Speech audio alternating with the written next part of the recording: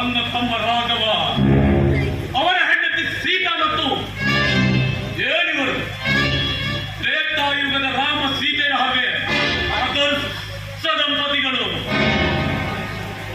ಕಣ್ಣ ಮುಂದೆ ಇರುವ ಮರೆಯಲ್ಲಿರುವ ವಸ್ತುವಿನ ಮೇಲೆ ಹುಟ್ಟುವ ಪ್ರೀತಿಯಾಗಲಿ ಆಸಕ್ತಿಯಾಗಲಿ ಕಣ್ಣ ಮುಂದೆ ಇರುವ ವಸ್ತುವಿನ ಮೇಲೆ ಹುಟ್ಟುವುದಿಲ್ಲ.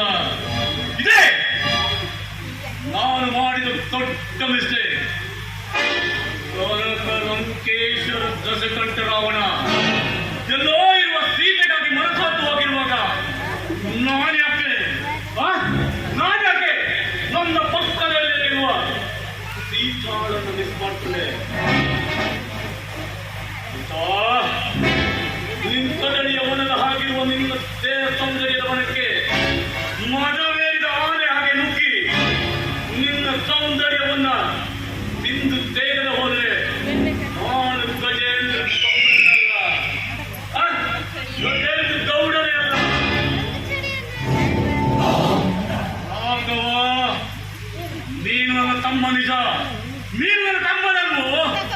ನನ್ನ ಪರಮ ಶತ್ರು. ಪಿತ್ತಾಗಿದ್ದ ಆಸ್ತಿಯಲ್ಲಿ ಕುಸ್ತಿ ಮಾಡಲಿಕ್ಕಿಂತ ಹುಟ್ಟಿರುವ ಪಾಪಿ. ಪೂಜಾಡಿ ಜಾಗ ಕಳೆದುಕೊಂಡ ಪಾಂಡವರ ಹಾಗೆ ನಿನ್ನ ಕುಟುಂಬವನ್ನ ಬೀದಿಗೆ ತಂದ ಹಾಗೆ ನಾನು ಗಜೇಂದ್ರ ಗೌಡನೇ ಅಲ್ಲ. ನೋಡ್ತಾ ಇರು.